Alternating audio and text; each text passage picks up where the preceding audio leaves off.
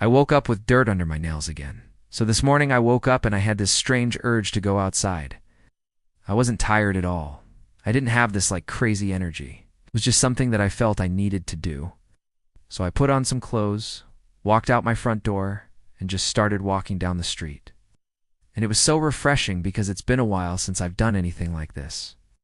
And I just felt myself relax a little bit more as I started to walk. And then I turned around and started walking back home because I really do live in the greatest neighborhood ever. We have this park, and there are these trails that kind of circle around the entire thing, and I live right by it. You couldn't ask for a better place to live. And then once I got home, I went to wash my hands because I hate dirt under my fingernails. It drives me insane. And when I was washing my hands, I looked down and I noticed that I still had dirt under my nails. And I'm like, how is that possible? I literally just washed my hands less than 2 minutes ago. And this is what was under my nail. Now you might be thinking, what is that? That doesn't look like dirt. And I understand what it looks like now, but at the time I saw that, I had no idea what it was. And I think it's because I haven't really been paying attention to the world around me lately. I haven't been paying attention to nature and things like that. I've been so stuck in my own head with everything going on. But this is what it was.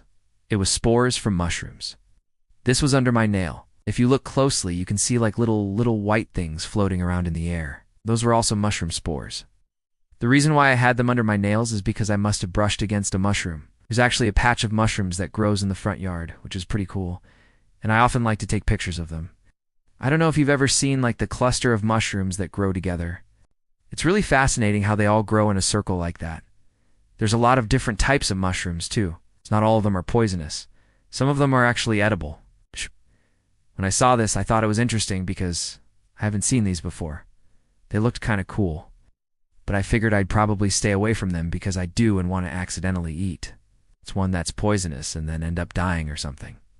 Now here's the thing about mushrooms. They're actually a type of fungus. And what's fascinating about fungus is that it's its own kingdom in biology. It's not classified as a plant or an animal.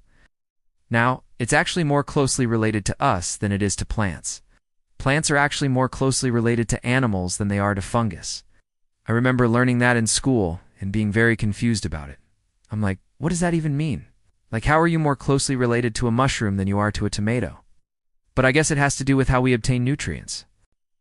Fungi absorb nutrients from their surroundings, whereas plants photosynthesize. Animals eat other organisms for nutrients. Mushrooms are saprophytic, which means they feed off of dead and decaying matter. If you look at the surface of a mushroom, it's called the fruiting body. It's like the part that sticks out of the ground. And underneath that, there's this vast network of threads. These threads are actually the main body of the fungus. They spread out and they secrete enzymes into the surrounding environment, breaking down dead organisms. Then they absorb the nutrients and bring it back to the fruiting body.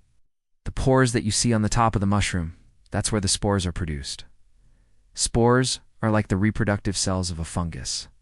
They come out of these pores and they float through the air, looking for a place to land and start a new colony.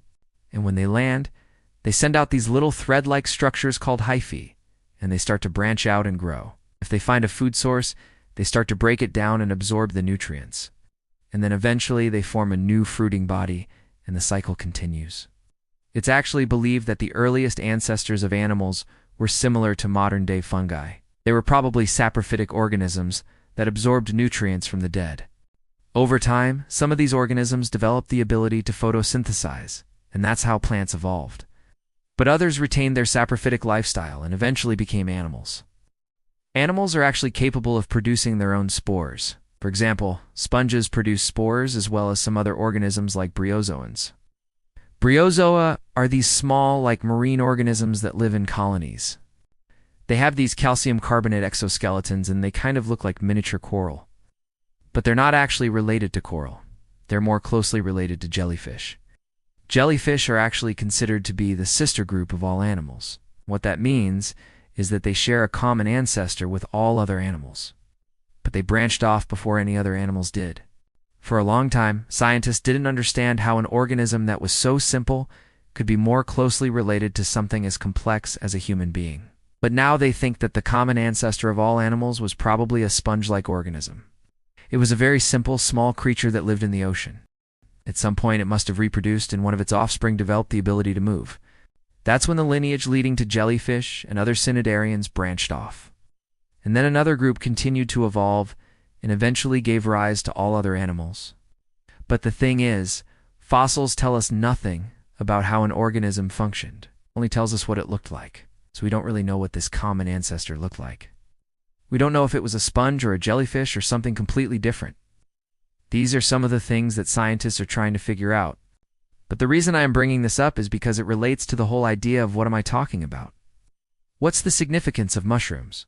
Why am I making a video about this? Well, it's not just because I woke up with spores under my fingernails. It's because I think there's a lesson here. We tend to get so caught up in our own thoughts and in our own lives that we stop paying attention to the world around us. We stop appreciating the little things. And honestly, I'm guilty of this. I spend so much time every day just thinking about the future or past, or like all these hypothetical situations that may or may not happen. And I feel like I forget to appreciate the present moment sometimes. So I think it's important to take a step back and just notice the world around you. Pay attention to the little details. I mean, look at this mushroom. Look at the gills. Look at how they're arranged in a spiral pattern. Look at the stem. How does it curve?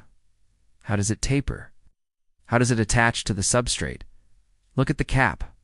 How does it grow? How does it change over time? What happens when it rains? What happens when the sun hits it? What kind of insects does it attract? What other organisms live near it? When you start to pay attention to these things, you start to develop a deeper connection with nature, and it makes you realize how interconnected everything is. Nothing exists in isolation. Everything is part of a larger web of life, and we're all part of that web. We're all connected in ways that we may not even realize. I think it is easy to forget that when we get caught up in our own lives and in our own thoughts. So next time you're outside, I challenge you to do the same thing. Look down at your feet and notice what's at your feet. Notice the little things. Appreciate the present moment. And who knows, you might just learn something new. Thank you for watching this video.